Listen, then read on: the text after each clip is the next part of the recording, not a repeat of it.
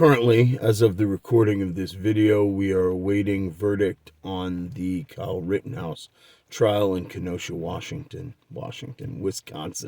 I don't know why I said Washington. So here's the thing. This has been a trial that everybody's paying attention to because out of the or set against the backdrop of the riots in Kenosha last year, this 17-year-old kid ended up shooting three people, killing two of them. And the question that has come forward in the trial is, did he provoke their attacks and therefore lose the right of self-defense, or was he defending himself and therefore he should not be convicted of murder? And that's been the biggest thing. Now, in the midst of the trial, there has been video evidence and there has been testimony.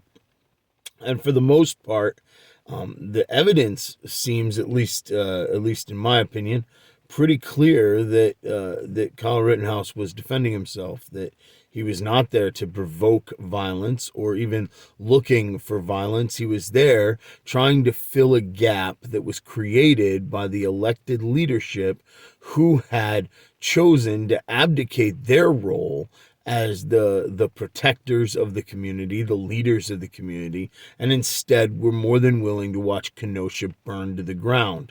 And so, in the absence of those who were elected to do their jobs, doing their jobs, a young man like Kyle ended up filling that vacuum.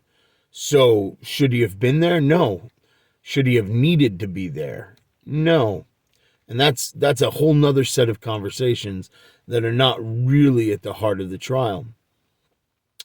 But the longer the trial has gone on, the more the response to it is what has concerned me.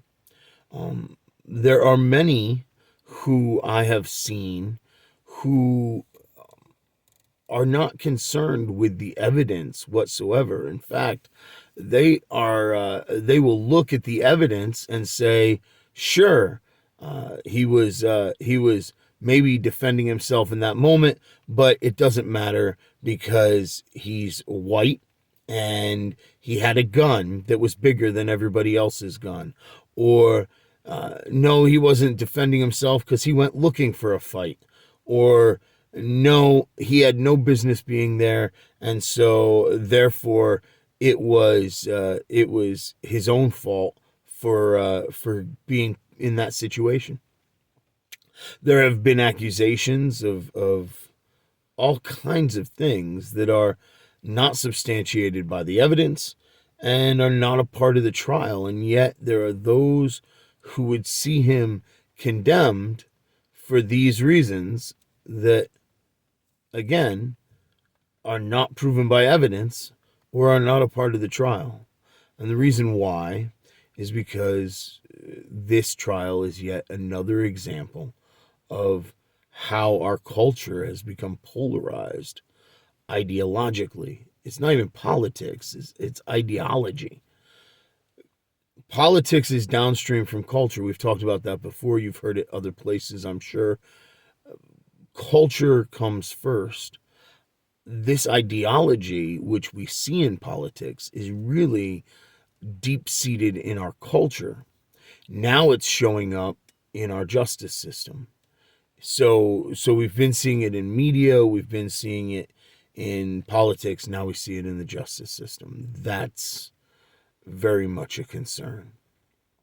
And it all goes back to the ideas of postmodernity, of critical race theory, of the critical theories, neo-Marxism, all that stuff. It's all tied together, coming out of the critical theories of the Enlightenment and the rejection, the post-Enlightenment rejection of the idea of objective truth, of the concept of objective truth. See, in the Renaissance, which then is hand in hand with the Reformation, there was a belief, a deep-seated belief based on the Christian scripture, that truth was objective because reality was established. Reality bears the fingerprint of God, and so it's trustworthy, it's established. You can observe and test and theorize and test and come to conclusions and know that they'll always be the same. And so the scientific revolution was established on these Judeo-Christian principles that truth is objective and reality is trustworthy, it's reliable. And then out of a truth that's objective because reality is reliable comes a culture that can be good because we can know what is good and what is beautiful and what is right and what is just because it aligns with what's true and what's real. These are Judeo-Christian concepts. They're biblical concepts. And then out of these ideas came the period, the modern period, or the classic period, and what we refer to as the Enlightenment kind of grew out of that.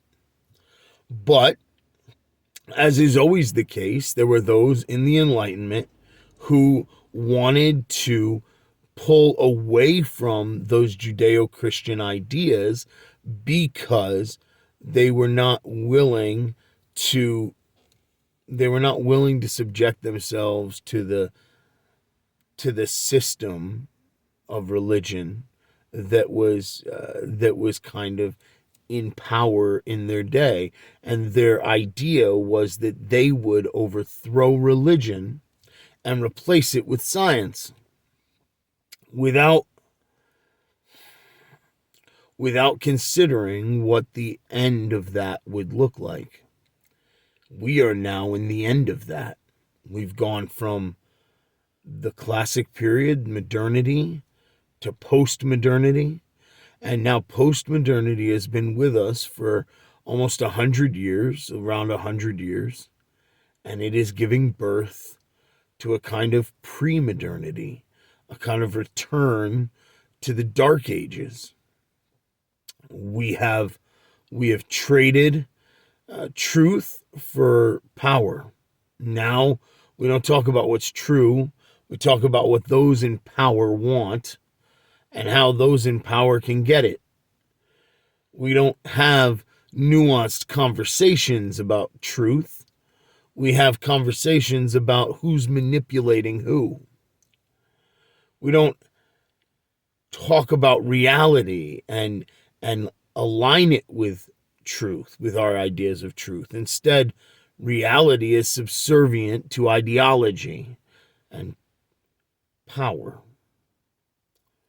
And in this environment, individuality is lost.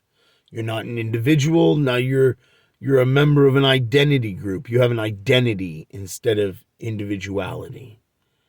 You're a member of a tribe instead of a community. And so because of that, we lose knowledge. And that may sound too simple. But the thing is, the scripture is very clear that it is only in knowing the truth that we can be free.